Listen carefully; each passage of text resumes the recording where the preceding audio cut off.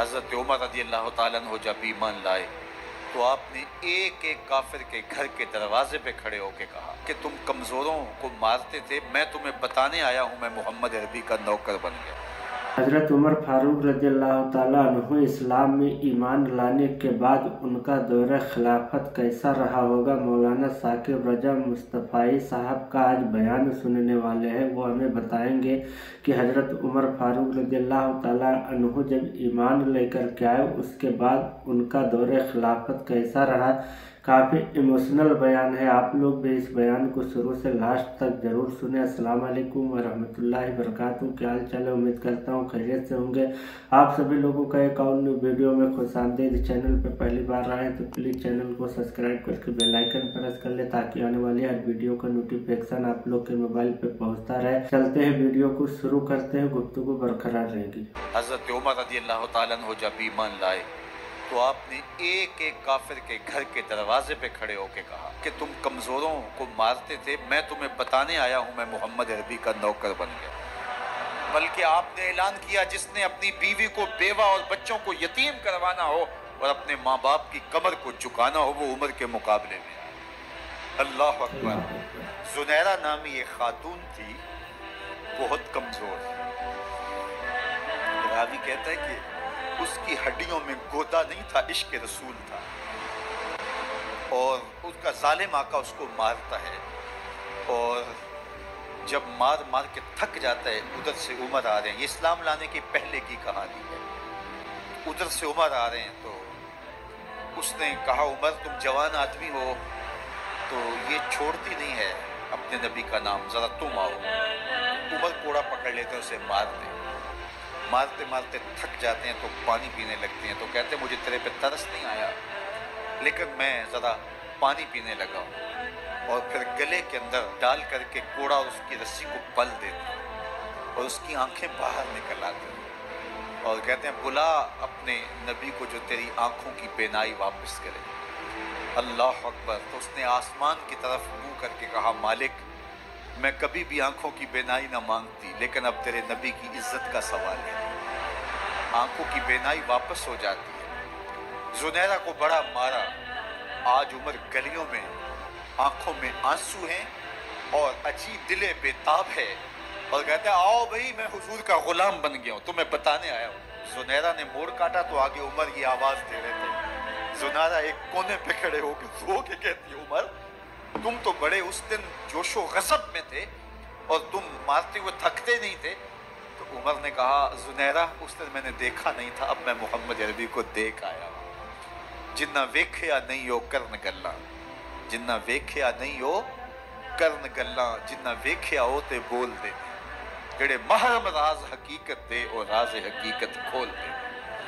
تو حضرت عمر رضی اللہ تعالیٰ عنہ ایمان لائے۔ حضرت عبداللہ ابن مسعود رضی اللہ تعالیٰ عنہ فرماتے ہیں کہ حضرت عمر کا ایمان لانا مسلمانوں کے لیے عزت کا سبب تھا، ان کا ہجرت کرنا مسلمانوں کی نصرت تھی اور ان کی خلافت مسلمانوں کے لیے رحمت تھی۔ حضرت عمر رضی اللہ تعالیٰ عنہ وہ ہیں کہ میرے حضور نے فرمایا لوگوں جب نیک لوگوں کا ذکر کرو تو میرے عمر کا تذکرہ ضرور کیا کرو۔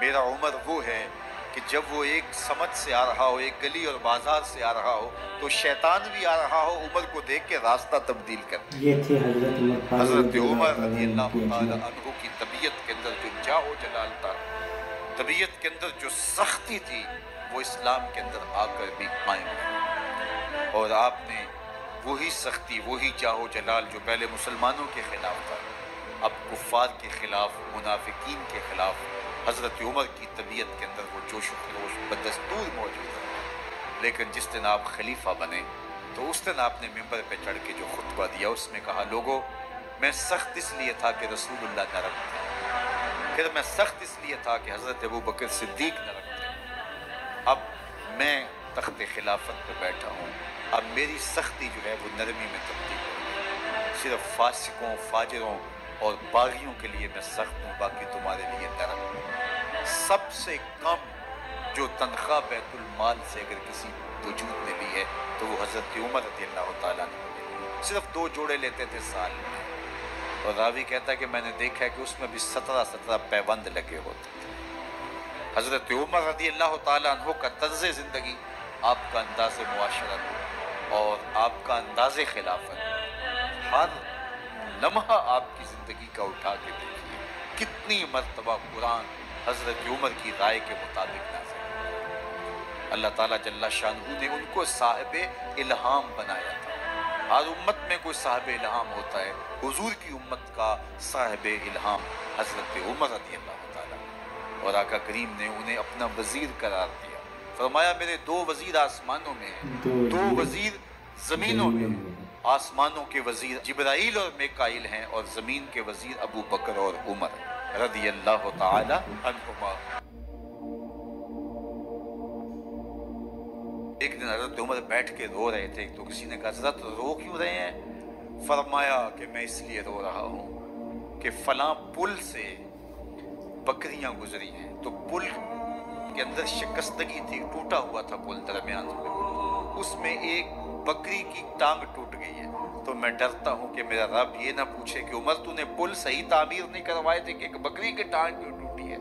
یہ ہیں حضرت عمر رضی اللہ تعالی عنہ۔ اللہ اکبر۔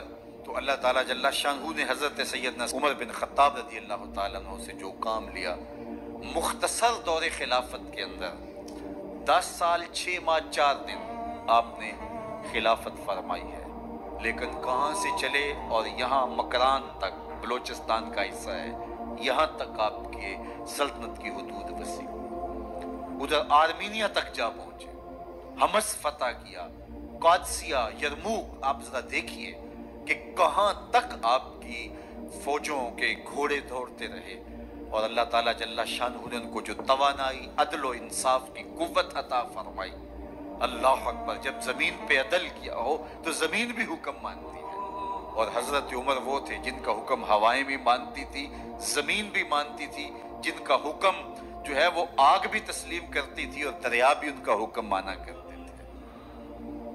مصر کے اندر یہ رسم بد جاری تھی کہ سال کے بعد ایک دوشیزہ کو زیورات پہنا کے اچھے لباس میں ملبوس کر کے دریا کی بھیڑ چڑھایا جاتا، اس کی قربانی دی جاتی، اس کا خون بہتا تو دریا چلتا۔ جب مسلمانوں نے مصر فتح کیا تو گورنر نے لکھا کہ اسلام تو اس طرح کی رسوم کی اجازت نہیں دیتا، لیکن خشک سالی ہے، لوگوں کی فصلیں ویران پڑی ہے، تو حضرت کیا کیا جائے؟